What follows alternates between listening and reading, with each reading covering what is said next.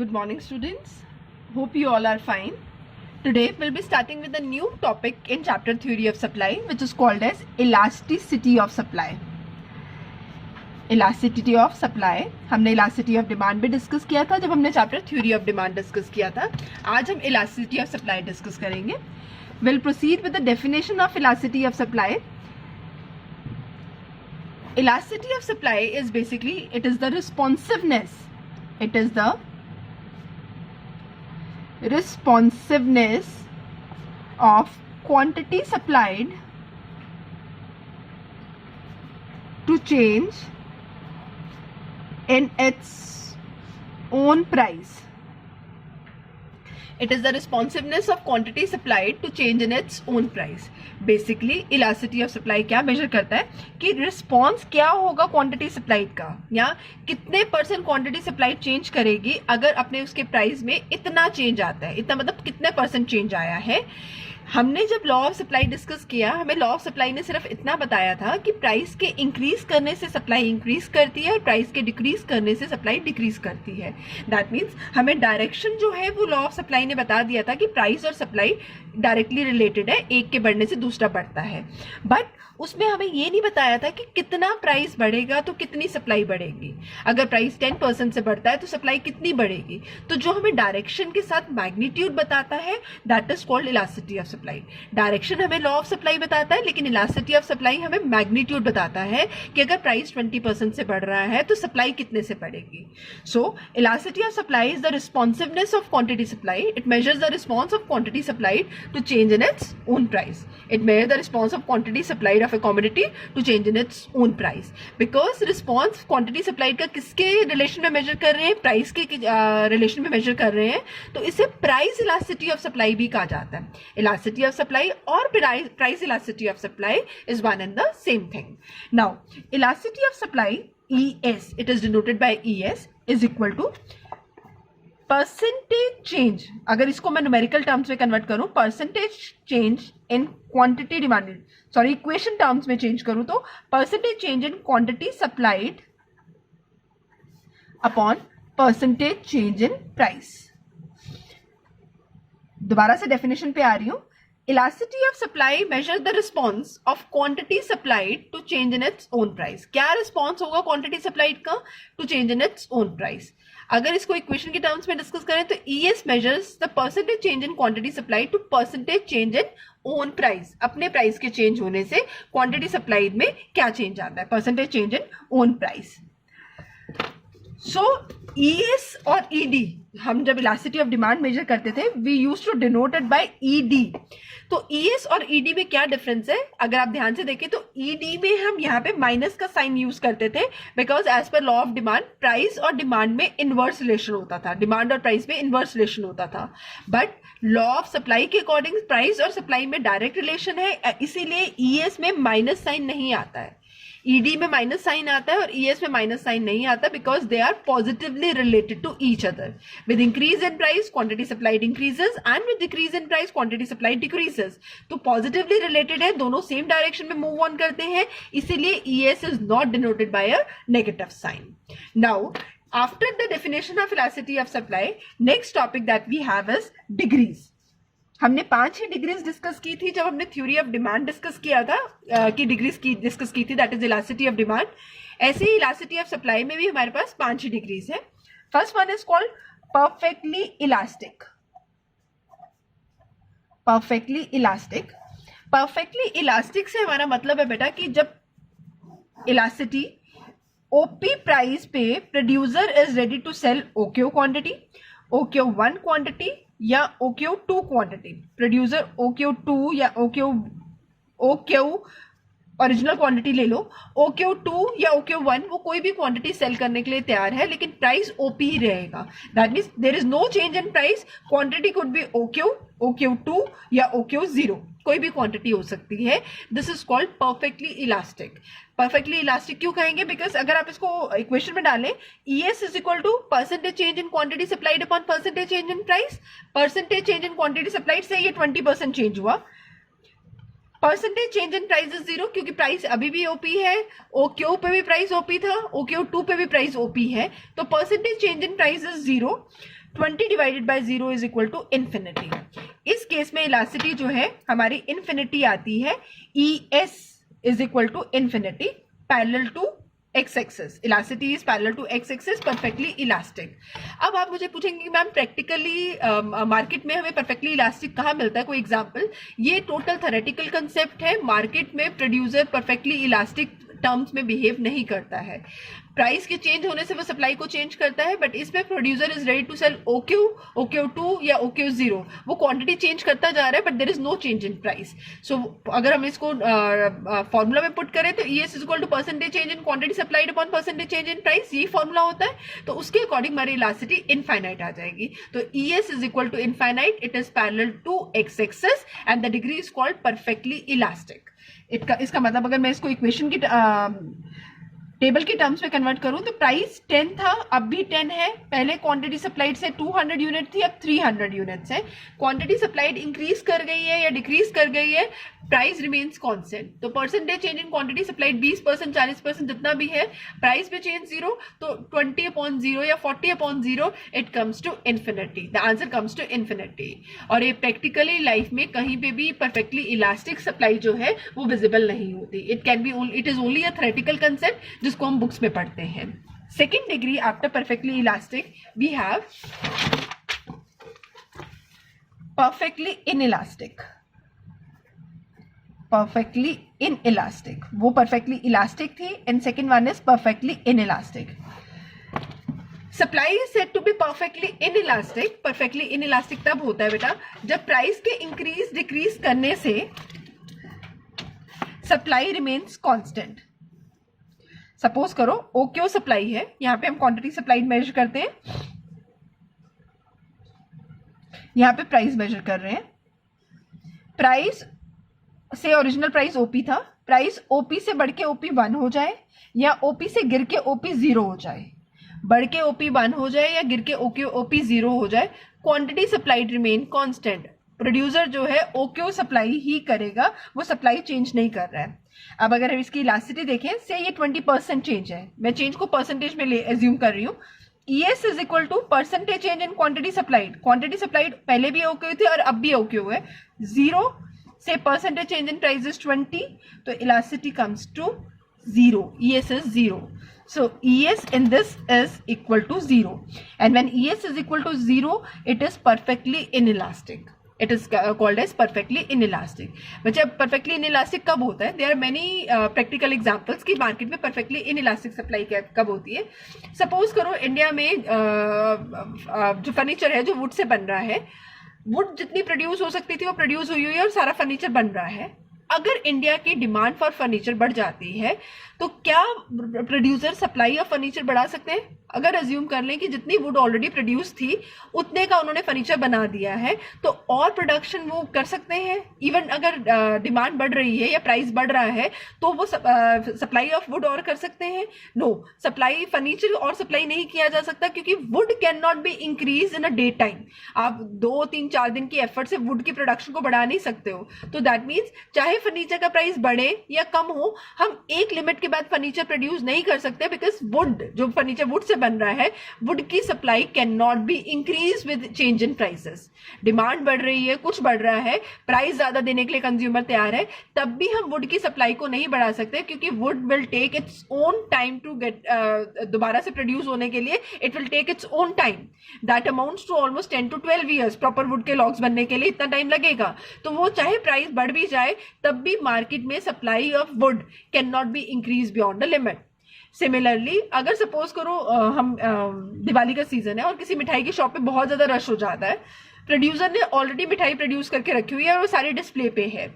अब चाहे कस्टमर उसको डबल ऑफ द प्राइस का ऑफर दे देता है कि मैं प्राइस डबल दे दूंगा, आप सप्लाई को मुझे डबल करके दे दो, तो क्या वो इमीडिएटली अपनी मिठाई की सप्लाई बढ़ा सकता है? नहीं, वो उसको अपना टाइम लगेगा। अगर दिवाली के दिन ही सप्लाई चाहिए और प्रोड्यूसर ऑलरेडी सप्लाई प्रोड्यूस कर चुका है, तो उस लिमिट के बाद चाहे हाई प्राइस ऑफर कर रहा है consumer, but then also the producer will not be able to increase the supply. वो उतनी सप्लाई कर सकता है जितनी उसके पास प्रोड्यूस करके ऑलरेडी उसके गोडाउन में या वेयर हाउस में पड़ी हुई है। उसके ज्यादा प्रोड्यूस करने के लिए उसको अपना टाइम लगेगा। से मिठाई को प्रोड्यूस होने के लिए 10 घंटे, 12 घंटे, 14 घंटे लगते हैं, तो उतना टेन्योर लगेगा। इमीडिएटली प्राइस के इंक्रीज करने से सप्लाई नहीं बढ़ेगी। तो सप्लाई इज कांस्टेंट, जितना उसने प्रोड्यूस किया हुआ है वो कांस्टेंट है, वो चेंज इन प्राइस से चेंज नहीं होगी। सिमिलरली हमारे एग्रीकल्चर जितने प्रोडक्ट्स हैं जो प्रोड्यूस हो चुके हैं, एग्रीकल्चर की वीट की प्रोडक्शन हो गई है, अब वीट की प्रोडक्शन हो चुकी है, उसने अपना सीजन ले लिया प्रोड्यूस करने के प्रोडक्शन के लिए। अब अगर सपोज करो इंटरनेशनल मार्केट में हमारी वीट की डिमांड बढ़ जाती है, जिसके कारण वो हमें हाई प्राइस वीट के लिए ऑफर करने के लिए तैयार हैं। हाई प्राइस पे भी हम वीट की सप्लाई को नहीं बढ़ा सकते, क्योंकि जितनी वीट प्रोड्यूस होनी थी उसने अपने टाइम में प्रोड्यूस हो गई है। अब प्राइस के इंक्रीज करने से भी इमीडिएटली आप सप्लाई को नहीं बढ़ा पाएंगे। It will take its own season to grow again. Wheat को ग्रो दोबारा से करने के लिए और क्वांटिटी में अपना एक सीजन लगेगा। रातों रात वीट की सप्लाई इंक्रीज इन प्राइस से नहीं बढ़ाई जा सकती। दैट मीन्स हम वीट कितनी इंटरनेशनल मार्केट में सेंड कर सकते हैं, प्राइस चाहे वो ओपी ऑफर करे, ओपी 1 ऑफर करे या ओपी 0 ऑफर करे, हम वीट उतनी ही सेल कर सकते हैं जितनी वीट इंडिया में प्रोड्यूस्ड है। इससे ज्यादा quantity of wheat we can not sell in the market. So supply is perfectly inelastic, मतलब it is not changing in response to change in price। Demand बढ़ रही है, कुछ बढ़ रहा है, बट अगर डिमांड बढ़ने से प्राइस बढ़ रहा है तब भी हम एक चीज की सप्लाई को नहीं बढ़ा पाते, तो सप्लाई को कहते हैं perfectly inelastic. ES is equal to 0, क्योंकि अगर हम न्यूमेरिकली इसको पुट करें तो ES is equal to percentage change in quantity supplied upon percentage change in price. Percentage change in quantity supplied as mentioned above is 0, percentage change in price is 20, 40, whatever you want to quote it off, so is equal to 0.20, it amounts to 0. It amounts to 0. So this is called as perfectly inelastic. ES is equal to 0. Third degree is, third after perfectly inelastic we have unitary elastic. Unitary elastic is the third degree. Unitary elastic का मतलब है जब ES is equal to 1 होता है। ES is equal to 1 कब होता है? जब percentage change in quantity supplied is equal to percentage change in price. Percentage change in quantity supplied percentage change in price के इक्वल होती है। दैट मीन्स अगर 20% से प्राइस बढ़ा तो क्वांटिटी सप्लाइड भी 20% से बढ़ जाती है। तो फॉर्मूला में डाले तो percentage change in quantity supplied 20%, percentage change in price भी 20% था, तो 20/20 इट कम्स टू 1। तो it is called as ES is equal to 1, which is perfectly elastic. Perfectly elastic supply diagrammatically check करेंगे। सपोज करो original price OP था, original quantity OQ थी, price increase किया से 10% से OP 1 हुआ, क्वांटिटी सप्लाइड भी सेम अमाउंट से बढ़ी है से 10%। जब भी इलास्टिसिटी इक्वल टू 1 होगी तो जो आपका सप्लाई कर्व है it will shoot from origin. Elasticity का जो सप्लाई कर्व है that will shoot from origin. बहुत इंपॉर्टेंट है, शॉर्ट क्वेश्चन में भी पूछा जाता है। जब percentage change in quantity supplied is equal to percentage change in price, ये और ये वाला गैप जब सेम होता है, percentage change in quantity supplied percentage change in price के इक्वल होती है, तो इलास्टिसिटी इज इक्वल टू 1 होती है। इस केस में सप्लाई कर्व हमेशा ओरिजिन से शूट करता है, मतलब इसको जब आप इन दोनों पॉइंट्स को नीचे कनेक्ट करेंगे तो ओरिजिन O को टच करेगा। And ES is said to be 1। ES is equal to 1 because अगर ये भी 10% है और ये भी 10% है तो 10/10 इट कम्स टू 1। ये 1 हो गया। ES is equal to 1। अब जो इसमें शॉर्ट क्वेश्चन पूछा जाता है, when elasticity of supply makes an angle of से 45, 55 या 90 to the origin, 120 degree to the origin. अब वो 40 डिग्री का एंगल बनाए, 50 का बनाए, 70 का बनाए या 100 का एंगल बनाए, अगर इलास्टिसिटी सप्लाई कर्व ओरिजिन से शूट कर रहा है तो इलास्टिसिटी क्या होगी? Equal to 1। क्योंकि जब भी सप्लाई कर्व ओरिजिन से शूट करता है तो इलास्टिसिटी हमेशा इक्वल टू 1 आती है। परसेंटेज ओरिजिन से शूट करता कब है? जब percentage change in quantity supplied is equal to percentage change in price होता है। तो अगर पूछा जाए, अगर से न्यूमेरिकल में कंफ्यूज करने के लिए डाला जाए, supply curve is making an is shooting from origin making an angle of 120 degree, what is the elasticity of supply? Whatever angle it makes, in case it shoots from the origin, then the elasticity is going to be equal to 1। कोई भी angle से shoot कोई भी angle बनाए, अगर वो origin को touch कर रहा है तो elasticity will be equal to 1। So elasticity of supply third degree है, unitary elastic, that is equal to 1। Next one, fourth degree we have greater than unitary elastic. Unitary का मतलब है 1, ग्रेटर देन यूनिटरी इलास्टिक मतलब greater than 1. कब होगा? When percentage change in quantity supplied is greater than percentage change in price. कब होगा? When percentage change in quantity supplied. Formula होता है ES is equal to percentage change in quantity supplied upon percentage change in price. मैंने बताया greater than unitary elastic का मतलब, unitary का मतलब 1 है, ग्रेटर देन यूनिटरी मतलब ग्रेटर देन 1. आंसर कब आएगा? जब न्यूमरेटर जो है वो बड़ा होगा और डिनोमिनेटर छोटा होगा. न्यूमरेटर बड़ा होगा और डिनोमिनेटर छोटा होगा. न्यूमरेटर में क्या है? Percentage change in quantity supplied upon percentage change in price. Now diagrammatically suppose करो OP was the original price and OQ was the original quantity supplied. Percentage change in quantity supplied 40% से change हुई है, quantity supplied Q1 है, और price जो है आपका 20% से इंक्रीज हुआ है. With increase in 20% increase in prices, quantity supplied increases by से 40%. तो अगर मैं इसको शेड्यूल में डालूं तो ES is equal to percentage change in quantity supplied is 40 upon percentage change in price is 20. तो ES comes to 2, elasticity comes to 2. अब अगर आप इन दोनों पॉइंट्स को ज्वाइन करेंगे, दैट इज ओरिजिनल वाला पॉइंट और बाद वाला पॉइंट जब ज्वाइन करेंगे तो आप ये देखेंगे कि जो सप्लाई कर्व है वो ओरिजिन को टच नहीं करेगा. It will not touch the origin. आप इन दोनों पॉइंट्स को ज्वाइन करिए तो supply curve will touch the Y axis. वो वाई एक्सिस के कहीं पे टच करेगा. जब वाई एक्सिस को टच कर रहा है, ओरिजिन को टच नहीं कर रहा, तो elasticity is greater than 1. Elasticity greater than 1 आएगी. जब भी इलास्टिसिटी ग्रेटर देन 1 है तो सप्लाई कर्व जो है वो ओरिजिन को टच ना करके it will touch somewhere on Y axis. वो वाई एक्सिस से, पॉजिटिव वाई एक्सिस से कहीं से शूट करेगा. SS curve shoots from the positive Y axis. So elasticity is equal to 2, क्योंकि percentage change in quantity supplied 40% है और percentage change in prices 20%. Now last degree greater than unitary elastic के बाद less than unitary elastic. Less than unitary elastic. Less than unitary elastic का मतलब है बेटा answer less than 1 आएगा. Unitary का मतलब 1 है, लेस देन यूनिटरी इलास्टिक का मतलब आंसर लेस देन 1 आएगा. लेस देन 1 कब आएगा? जब न्यूमरेटर छोटा होगा और डिनोमिनेटर बड़ा होगा. अब न्यूमरेटर में क्या लेते हैं? Percentage change in quantity supplied, and denominator में क्या लेते हैं? Percentage change in price. उल्टा कर दो, percentage change in quantity supplied 20 है और परसेंटेज चेंज इन प्राइस 40 है. ये परसेंटेज में है. 1/2 0.5. Elasticity 0.5, that means less than unitary elastic. इसे इन इलास्टिक, लेस इलास्टिक भी कहते हैं. इन इलास्टिक या लेस इलास्टिक. इसे ग्रेटर देन यूनिटरी इलास्टिक या इलास्टिक भी कहते हैं. ग्रेटर देन यूनिटरी इलास्टिक और elastic means one and the same thing. Less than unitary elastic और inelastic means one and the same thing. अब अगर मैं इसको डायग्रामेटिकली प्लॉट करूं, सपोज करो OP was original price and OQ was original quantity. OP price था और OQ जो है वो ओरिजिनल क्वांटिटी थी. This is the original quantity. Done. अब क्वांटिटी में चेंज से 20% आया है और प्राइस में चेंज 40% आया है. क्वांटिटी OQ से OQ1 हुई है which is 20% increase by original quantity.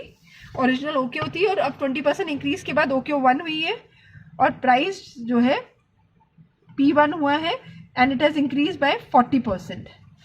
तो 20/40 according to the formula answer comes to 0.5. अब जब आप इन दोनों पॉइंट्स को ज्वाइन करेंगे तो आपका जो सप्लाई कर्व है वो एक्स एक्सिस को टच करेगा. वो ओरिजिन, इन पॉइंट्स को आप जितना मर्जी खींच लें वो ओरिजिन को टच नहीं करेंगे, ये एक्स एक्सिस को टच करेगा. तो supply curve touches x axis shoots from the between somewhere from the x axis. तो इलास्टिसिटी ओरिजिन नहीं, somewhere between the x axis कहीं से भी हो सकता है. तो आपकी इलास्टिसिटी जो है वो लेस देन 1 आएगी. ES is less than 1. सो अगर मैं इन लास्ट 3 की डिग्रीज को इकट्ठा करूं तो दैट मीन्स उससे पता चलता है अगर तो वो ओरिजिन से शूट करता है, कोई भी एंगल बनाए ओरिजिन से, अगर इलास्टिसिटी सप्लाई का ओरिजिन से शूट करता है तो elasticity will be equal to 1.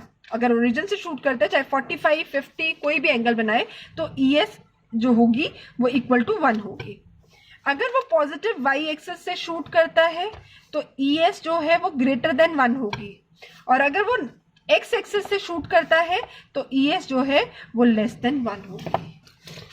सो ये एक चीज को माइंड में रखें कि ग्रेटर देन 1 में वो वाई एक्सिस से शूट करेगा, ओरिजिन से शूट कर रहा है तो इक्वल टू 1 होगी, और अगर वो एक्स एक्सिस से शूट कर रहा है somewhere in between the x axis कहीं से भी शूट कर रहा है तो ES लेस देन 1 होगी। कौन शूट कर रहा है? Supply curve. तो यहां वी आर टेकिंग प्राइस और यहां हम ले रहे हैं क्वांटिटी सप्लाइड। क्वांटिटी सप्लाइड को हमेशा यूनिट्स में मार्क करते हैं और प्राइस को रुपीस में। With this, we finish up with the 5 degrees of elasticity of supply. First one was perfectly inelastic. Perfect word दो के साथ ही आता है, perfectly inelastic और perfectly elastic. Perfectly inelastic ES is equal to 0 and perfectly elastic ES is equal to infinity. Perfectly elastic, then we have perfectly inelastic, then unitary which is equal to 1, then greater than unitary elastic, and last one is less than unitary elastic. These are the 5 degrees of elasticity of supply. Now ES का एक formula तो हमने पूरी degrees करते हुए कर लिया, that is percentage change in quantity supplied upon percentage change in price. दूसरा फॉर्मूला बेटा जो डिटेल फॉर्मूला है, ES is equal to percentage change in quantity supplied upon percentage change in price. इसी को अगर हम काट के लिखेंगे तो percentage change in quantity supplied का मतलब है कभी भी किसी चीज का परसेंटेज चेंज निकालना है तो percentage change in quantity supplied अगर निकालेंगे हम तो निकलता है new quantity, Q1 is called as new quantity minus old quantity upon में old quantity into 100, where Q1 stands for new quantity, नई क्वांटिटी जो भी है, Q stands for old quantity। तो किसी भी चीज का अगर परसेंटेज चेंज निकालना है तो फॉर्मूला होता है न्यू माइनस ओल्ड अपॉन में ओल्ड इनटू 100। हम निकाल रहे हैं percentage change in quantity supplied, तो अगर हम इसको परसेंटेज को तोड़ के लिखेंगे परसेंटेज निकाला कैसे होगा, तो percentage change in quantity supplied कैसे निकलेगा? New quantity minus old quantity upon में old quantity into 100। New quantity is denoted by Q1, old quantity is denoted by Q upon में Q into 100। So Q1 minus Q upon में Q into 100, where Q1 is new quantity and Q is old quantity। और Q1 minus Q को economics में हम delta Q भी कहते हैं। We do say them as delta Q. Delta Q means Q1 minus Q. Delta Q means Q1 minus Q. New quantity minus old quantity is delta Q. Q1 minus Q को हम delta Q कहते हैं। अगर मैं अब ऊपर वाले equation में नाउ अगर हम इस इक्वेशन को Q1 minus Q that is called delta Q को ऊपर वाली इक्वेशन में डालें तो Q1 माइनस Q को डेल्टा Q लिख दें अपॉन में Q इंटू 100। ये बन गई हमारी परसेंटेज चेंज इन प्राइस कैसे निकलता है, sorry percentage change in quantity supplied कैसे निकलती है। Percentage change in quantity supply is Q1 minus Q that is delta Q upon Q into 100। ऐसे ही जब percentage change in quantity supplied Q1 minus Q upon Q into 100 है तो percentage change in price क्या होगी? P1 minus P upon में P into 100। तो where P1 denotes new price, P denotes old price and delta P denotes P1 minus P। Delta P denotes P1 minus P। तो जैसे ये equation बनी थी delta Q upon Q into 100, ये बन जाएगी delta P upon P into 100। Now अगर main formula में इसको डालूं percentage change in quantity supplied upon percentage change in price वाले में, तो ऊपर आ गया delta Q upon Q into 100 और नीचे आ गया ES is equal to delta P upon P into 100। 100 से 100 cancel, so ES is equal to delta Q upon Q, ये रेसिप्रोकेट हो जाएगा तो P अपॉन डेल्टा P, ये बन गई हमारी final equation. Delta Q upon Q into 100 और ES is equal to delta Q upon Q into P upon delta P। हमने इसको क्या कर दिया, इसको ऊपर लेके गए तो ये रेसिप्रोकेट हो गया। अब डेल्टा वाली आइटम्स को एक साइड ले आओ तो delta Q upon delta P into P upon Q, दूसरा फॉर्मूला बन गया delta Q upon delta P into P upon Q. Delta Q is Q1 minus Q and delta P is P1 minus P. Formula वही percentage change in quantity supplied upon percentage change in price है, उसको हमने तोड़ा formula को कि ये बना कैसे। तो हमने इसको जब चेंज किया कि किसी भी चीज का परसेंटेज चेंज निकालना होता है तो वो कैसे निकालते हैं, न्यू माइनस ओल्ड अपॉन पे old into 100, new minus old upon में old into 100. So formula comes to ES is equal to delta Q upon delta P into P upon Q. This is the second formula that we'll be using in elasticity of supply. First one is either directly formula use करेंगे percentage change in quantity supplied upon percentage change in price. अगर वो वाला formula नहीं use करते, आपको जो equation है वो इस terms में question दिया हुआ है कि quantity old quantity new quantity old price new price दिया हुआ है, तो हम ये वाला formula use करेंगे which states delta Q upon delta P into P upon Q.